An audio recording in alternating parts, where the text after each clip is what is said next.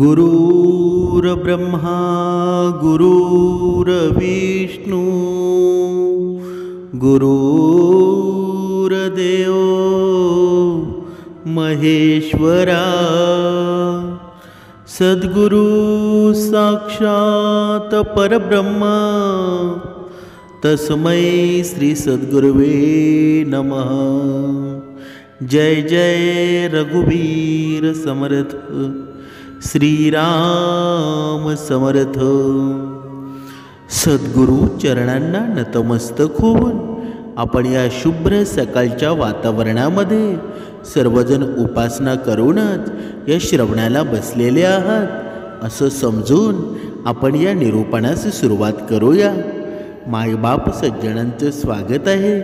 समर्थांनी सांगितलेलंच आहे ना, जो व्यक्ती जेवणानंतर हे एक छोटंसं काम करेल ना, त्याला आयुष्यात काहीच कमी पडणार नाही। बघा, त्याच्यावर आलेली सर्व संकटं आहेत ना, ती निवारणसुद्धा होतील।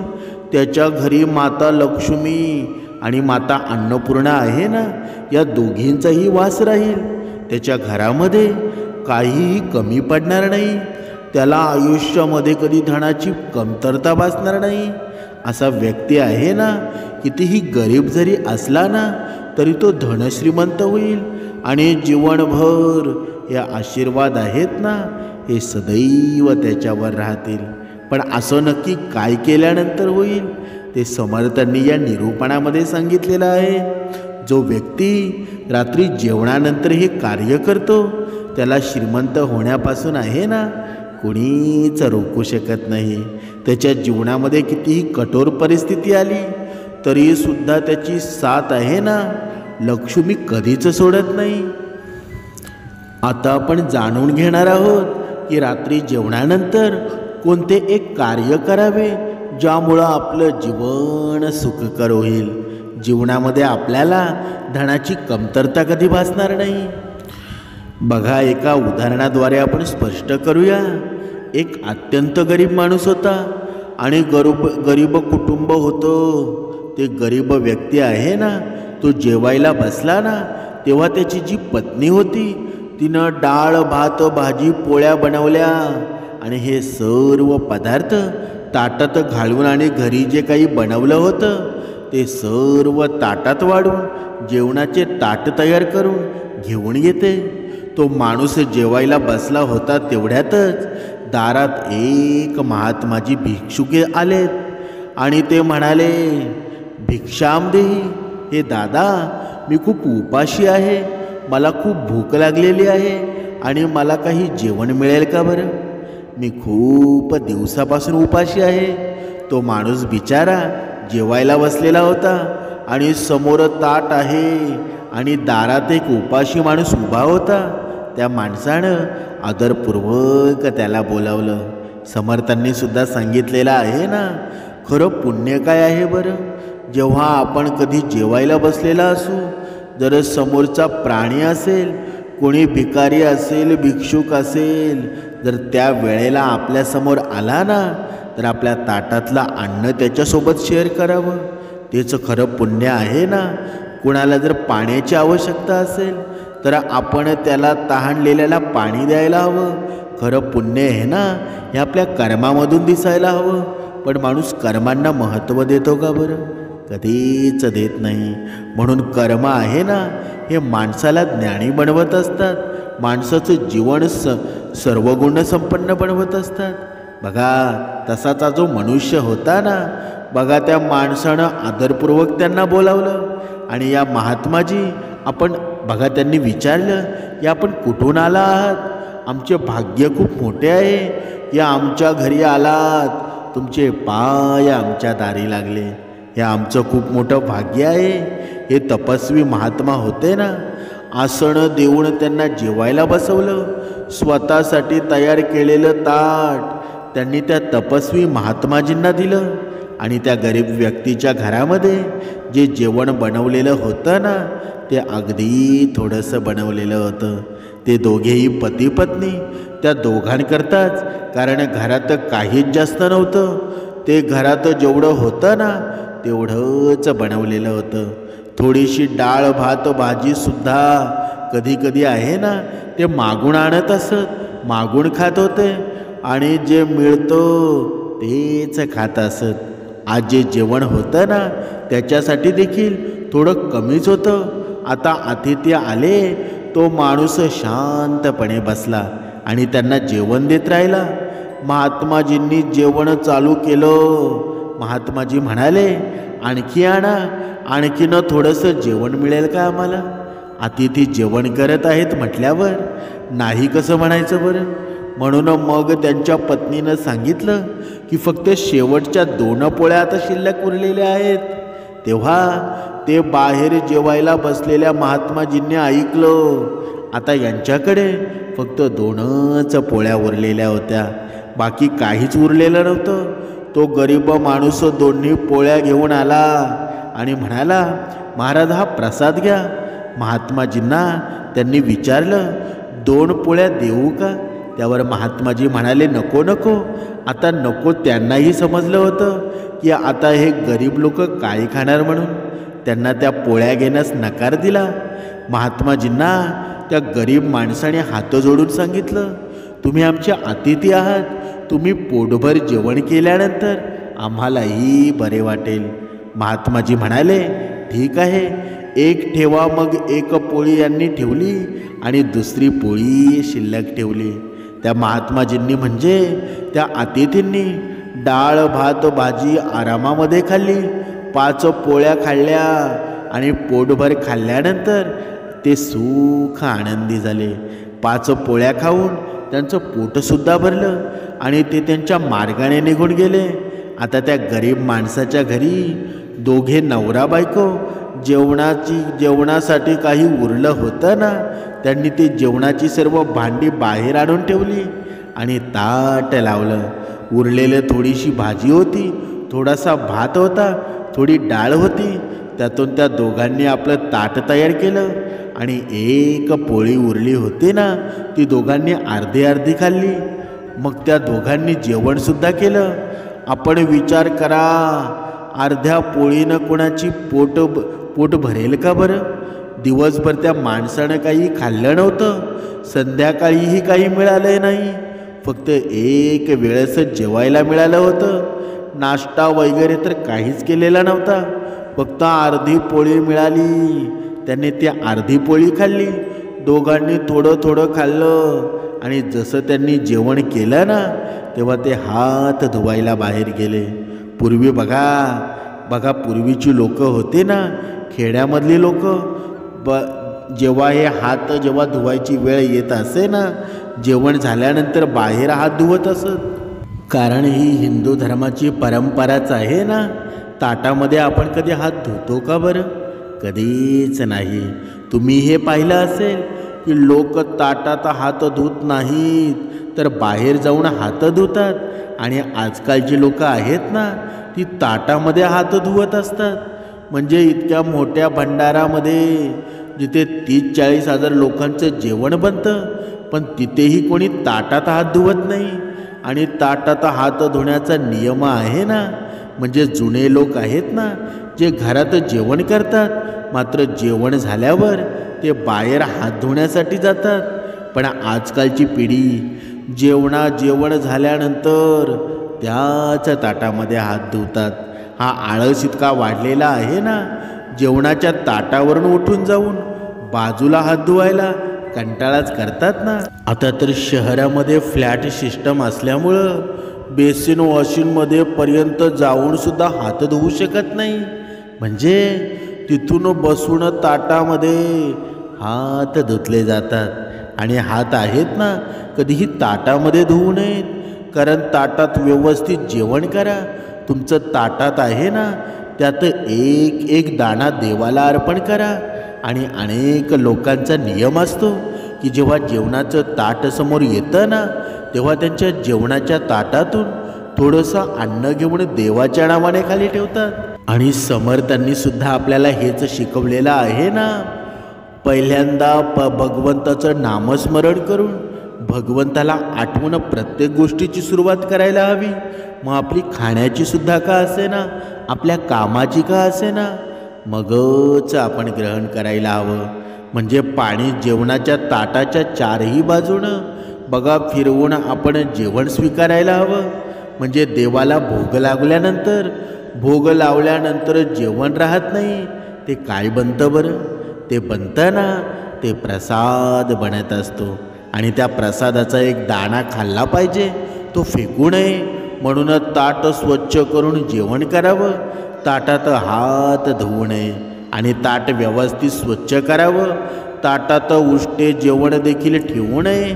बघा आपण पाहत होतो की ते नवरा बायको दोघेजण जेवण करत होते आणि त्या दोघ्या नवरा बायकोंनी त्यांनी अर्धी पोळी खाल्ली आणि जेवण केलं. जेवण केल्यानंतर बाहेर हात धुण्यासाठी गेले. बाहेर त्यांनी हात धुतले. बघा बाहेर अंगण होतं आणि त्या झाडाजवळ एक मुंगूस बसलेला होता, ज्याबद्दल तुम्हाला माहितीसुद्धा असेल. साप आणि मुंगसाची लढाई, आणि त्या लढाईमध्ये कोण जिंकतो बरं? मुंगूसच जिंकतो ना. तो मुंगूस तिथेच बसलेला होता आणि त्या व्यक्तीनं हात धुतल्यावर त्याचं पाणी मुंगसाच्या पाठीवर आणि शेपटीवर पडतं. त्यामुळं मुंगसाचा रंग बदलला, तो सोनेरी झाला. आणि त्या सोनेरी मुंगसानं त्याची शेपटी पाहिली आणि त्या व्यक्तीला म्हणाला, भाऊ तुम्ही माझ्यावर पाणी टाकलं तर बघा असा अर्धा मागचा भाग आहे ना, तो सोनेरी झालेला आहे. माझा रंग बदललेला आहे, माझी शेपटी सोनेरी झाली आहे. तुम्ही एक काम करा, माझ्या पूर्ण शरीरावर पाणी टाका म्हणजे मी सुंदर होईल. तो गरीब व्यक्ती म्हणाला, नाही मी तर माझे हात धुवून घेतले आहेत. मुंगूस म्हणाला, ठीक आहे भाऊ, काही हरकत नाही, पण तुम्ही हे सांगा की तुमचं हात धुतलेलं पाणी माझ्या शरीरावर पडल्यामुळं माझा रंग कसा बदलला बरं? हा रंग सोनेरी कसा झाला बरं? आता मला माझं पूर्ण शरीर आहे ना, ते सोनेरी करायचं आहे. अर्ध्या सोनेरी झालेलं शरीर आहे, आता पूर्ण शरीर आहे ना, ते सोनेरी कसं होईल? उद्या मी परत इथे येईल आणि तुम्ही माझ्या शरीरावर उद्या परत हात धुवा. तो गरीब व्यक्ती म्हणाला, नाही, आता तू धर्मराज युधिष्ठिरांच्या राज्यामध्ये जा. ते यज्ञ करत आहेत, तपस्वी महात्मा आणि खूप सारे ब्राह्मण लोक तिथे आलेले आहेत. जिथे तपस्वी महात्मा हात धुतात तिथे तुझ्या धर्मराज युधिष्ठिर सर्वांना अन्नदान करत आहेत. खूप मोठा यज्ञ चालू आहे. जा, जर तुला एखाद्या व्यक्तीच्या, एखाद्या ब्राह्मणाच्या किंवा एखाद्या तपस्वीच्या हाताचं पाणी मिळालं ना तर खूप चांगलं होऊन जाईल. जर तपस्वींनी हात धुतलेलं पाणी तुझ्या अर्ध्या शरीरावर पडलं तर तुझं राहिलेलं अर्धं शरीर देखील सोनेरी होऊन जाईल आणि त्यांचा यज्ञ देखील पूर्ण होईल. जर तुझे शरीर सोनेरी झालं ना तरच त्यांचा यज्ञ देखील पूर्ण झाला असं समज. मुंगूस खूप आनंदी होऊन धर्मराज युधिष्ठिर राज्यामध्ये गेले, जिथे खूप सारे लोक जेवण करत होते. एकापेक्षा एक महात्मा तिथे आलेले होते आणि काही ब्राह्मणसुद्धा होते. तिथे मुंगूस जाऊन बसले. हजारो नव्हे तर लाखो लोकांनी, ब्राह्मणांनी, महात्म्यांनी प्रसाद घेतला आणि सर्वांनी हातसुद्धा धुतले. पण मुंगसाचा रंग सोनेरी झाला नाही. आता सर्व लोक जेवण करून दक्षिणा घेऊन ब्राह्मण निघून जातात. त्यानंतर धर्मराज युधिष्ठिर म्हणाले, पहा, राजांची सभा आता भरली आहे. आणि त्या राजांच्या सभेत अर्जुन म्हणाला, भीम म्हणाला, पहा, आजपर्यंतच्या इतिहासामध्ये एवढं मोठं अन्नदान आहे ना, जितकं आमच्या मोठ्या भावानं म्हणजे धर्मराज युधिष्ठिराने केलं आहे, इतकं मोठं यज्ञ कुणीच केलं नाही. इतकं मोठं अन्नदान कुणीही केलं नाही. इतकं सोनं, चांदी, हिरे, मोती जे दान दिलं आहे ना, इतकं मोठं दान आजवर कुणीही केलं नाही. तेव्हा मुंगूस बोलू लागला, भीम तू शांत राहा, इथे कुठलाही यज्ञ झालेला नाही. यज्ञ तर एका गरीब माणसाच्या घरी झाला होता. आणि बघा, विचारलं तू कोण आहेस? म्हणाला, मी भीम. म्हणाला, मग तुझं शरीर सोनेरी कसं आहे बरं? अर्ध शरीर सोनेरी कसं झालं? मुंगूस तर असं नसतं ना, तुझे हे केस सोनेरी चमकत कसे आहेत? असं कसं झालं? त्यानं सांगितलं, भीम, जवळच एक गाव आहे. या गावामध्ये एक गरीब माणूस राहतो, जो खूप श्रद्धा भक्तीने देवाला मानतो. त्याला जे काही भिक्षेमध्ये मिळतं ना, त्याचं जेवण बनवून तो खातो. आणि त्यानं जेवण करून जसं हात धुतले ना, आणि त्यांनी हात धुतलेले पाणी माझ्या शरीरावर पडलं, तसं माझं अर्ध शरीर सोनेरी झालं. त्यांनी सांगितलं, जर तुझं पूर्ण शरीर सोनेरी झालं ना, तर समज त्यांचा यज्ञ पूर्ण झाला. पण ऐक भीम, तुझा हा यज्ञ अजून अपूर्ण झाला आहे. बघा, इथे मी बसलो आहे, भिजत राहिलो आहे, पण माझं शरीर सोनेरी झालं नाही. आणि तुम्ही म्हणतात की धर्मराजांनी एवढा मोठा यज्ञ केला, एवढं मोठं दान केलं. तो गरीब माणूस होता आणि त्याच्या हात धुण्यामुळं माझं शरीरामध्ये बदल झाला. इथे तर खूप लोकांनी अन्न खाल्लं, तरीसुद्धा शरीर सोनेरी झालेलं नाही. इतक्या ब्राह्मणांनी अन्न खाल्लं, काही झालं नाही. बघा, आता श्रीकृष्ण स्वारी त्याच सभेतच बसलेले होते. श्रीकृष्ण मंद स्वरूपामध्ये हसत होते. अर्जुन म्हणाला, हे श्याम, हा मुंगूस कोण आहे बरं? आणि हा काय सांगत आहे बरं? आम्हाला माहिती नाही, तुम्ही सांगू शकता का? बघा, यज्ञ पूर्ण झाला की नाही? आता सभेत चर्चा होऊ लागली की धर्मराज यांनी एवढे पैसे खर्च केलेले आहेत, पण त्यांचा यज्ञ पूर्ण झाला नाही. की यज्ञ तर अपूर्णच झाला. जोपर्यंत मुंगसाचे पूर्ण शरीर सोनेरी होणार नाही ना, तोपर्यंत यज्ञ पूर्ण मानला जाणार नाही. जेव्हा तुमचा यज्ञ पूर्ण होईल, तेव्हा त्याचं शरीर नक्कीच सोनेरी होईल. अर्जुन म्हणाला, प्रभू, माझ्या भावाने इतका मोठा यज्ञ केला, तसा यज्ञ आजवर कुणीही केला नाही. जर कुणी केला नाही ना, तर त्याचं शरीरार्ध शरीर सोनेरी कसं झालं नाही बरं? तेव्हा भगवान श्रीकृष्ण म्हणाले, सोनेरी कसा झाला? अर्जुन हा मुंगूस त्या गावात गेला होता. तो एक गरीब माणसाकडे गेला होता, जो देवाला श्रद्धा आणि भक्तीने स्मरण करतो आणि देवावर खूप श्रद्धा ठेवतो. त्याच्या मनामध्ये कुठलाही छळ कपट करत नाही, सरळ स्वभावाचा होता. तो जेवणासाठी बसला होता. तसाच एक अतिथी आला. त्यांनी आपलं ताट पुढं केलं आणि संतोषजनक जेवण त्यांना दिलं. आपलं संपूर्ण ताट आहे ना, त्या अतिथीला अर्पण केलं. त्यानंतर उरलेली अर्धी पोळी त्यानं खाल्ली, अर्धी पोळी त्याच्या पत्नीनं खाल्ली. म्हणजे संतोषजनक भावनेनं आणि अतिथीला जेवण दिलं ना, जे मिळालं ईश्वराचे आभार मानून त्यांनी ते खाल्लं. त्या संतोषी भक्तानं हात धुतल्यानंतर त्याचे हात धुण्याचं पाणी मुंगसाच्या शरीरावर पडलं. तेव्हा ते मुंगसाचं अर्ध शरीर सोनेरी झालं. बघा, त्यावर अर्जुन म्हणाला, प्रभू, हे काय आहे? किंवा श्रीकृष्ण म्हणाले, अर्जुन, तुझ्या भावाने करोडो रुपये खर्च करून तू यज्ञ केलास. त्यांनी जितके पुण्य मिळालं नाही ना, त्यापेक्षा अधिक पुण्य त्या खऱ्या भक्ताला मिळालेलं आहे. तो संतोषी भक्ताला मिळालं. त्यानं एका खऱ्या तपस्वीला जेवण दिलं. कारण तुझ्याकडे करोडो रुपये आहेत, म्हणून तू करोडो रुपये खर्च करू शकलास. पण त्या व्यक्तीकडं फक्त एक ताट जेवण आणि 5-6 पोळ्या होत्या. त्यानं त्यांचं संपूर्ण दान केलं. ज्या त्याच्याकडे होतं सर्वस्व दान केलं, तेव्हा त्याला अधिक पुण्य मिळालं. त्याच्या राज्यामध्ये अजूनही एक असा तपस्वी होता. त्यानं खूप दिवस जेवण केलेलं नव्हतं आणि तो तपस्वी खूप दिवसापासून उपाशी होता. श्रीकृष्णानं असं जेव्हा त्याला सांगितलं ना, की तुम्ही त्या तपस्वीला शोधा आणि त्याला जेवण द्या, मग तुमचा यज्ञ पूर्ण होईल. मग त्या महात्म्याला बोलवतात आणि विनंती करण्यात येते की चला आपण जेवण करा. त्यांना जेवण दिलं गेलं आणि जसं त्यांनी हात धुतले ना, त्यांचे हात धुण्याचं पाणी मुंगसाच्या शरीरावर पडलं आणि त्यांचे संपूर्ण शरीर सोनेरी झालं. पुढेपासून मागेपर्यंत तो मुंगूस एकसारखा सोनेरी झाला. तिथे एक घंटा बांधली होती आणि ती घंटा आपोआप टणटण वाजू लागली. तुमचा यज्ञ संपन्न झाला. कधी संपन्न होतो? जेव्हा जेवण दिलं जातं.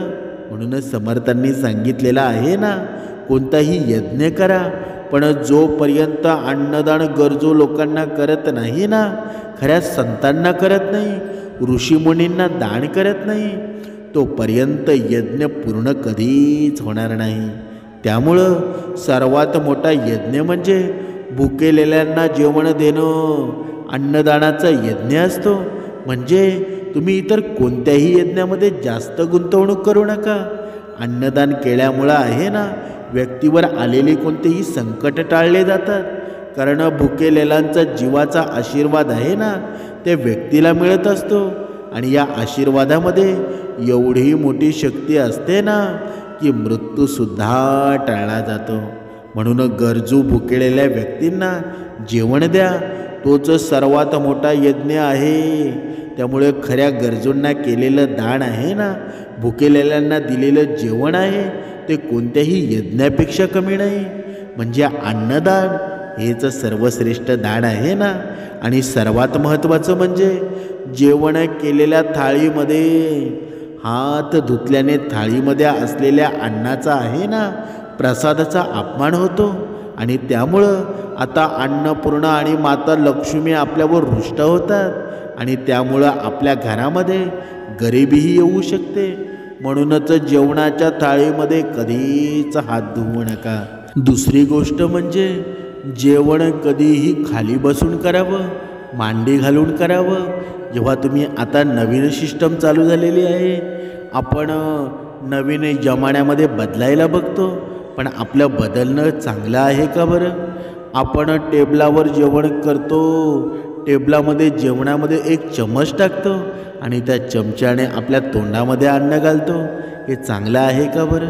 त्या अन्न पूर्ण ब्रह्म होईल का बरं? कधीच होणार नाही. म्हणून समर्थांनी सांगितलेलं आहे ना, आपल्या घरामध्ये गरिबी येण्याचं कारण, आपल्या जीवनामध्ये संकट येण्याचं कारण, ह्या वास्तुशास्त्रामध्ये पूर्ण गोष्टी नमूद केलेल्या आहेत. या गोष्टी आहेत ना, बघा आपलं हिंदू पुराण आहे ना, हे शास्त्र आहे. शास्त्र आपल्याला काय शिकवतं बरं? की आपल्या पूर्वजांनी जे केलं आहे ना, तेवढं जरी तुम्ही केलं ना, तरी तुमचं जीवन सुंदर होईल, तर तुमच्या जीवनामध्ये समाधान निर्माण होईल. पण आपण पूर्वजांना अजिबात महत्त्व देत नाही. आपण नव्या जमान्यानुसार चालायला बघतो. पण हा नवीन जमाना आहे ना, एक दिवस तुमच्या पूर्ण शरीराची राखरांगोळी करेल. म्हणून आता ही बदलण्याची गरज आहे. तुम्हाला वाटत असेल की मी गरीब आहे, मी श्रीमंत कधी होणार? पण वेळ लांब नाही, वेळ तुमची जवळ आलेली आहे. भगवंताची कधी कृपादृष्टी होईल आणि कधी तुमचे दिवस फिरतील ना, हे सुद्धा तुम्हाला कळणार नाही. म्हणून उपासना करा, श्रवण करा, नियमांमध्ये राहा. बघा तुम्हाला एक दिवस अशी प्रचिती येईल ना, तुमचं जीवन पूर्ण बदलून जाईल.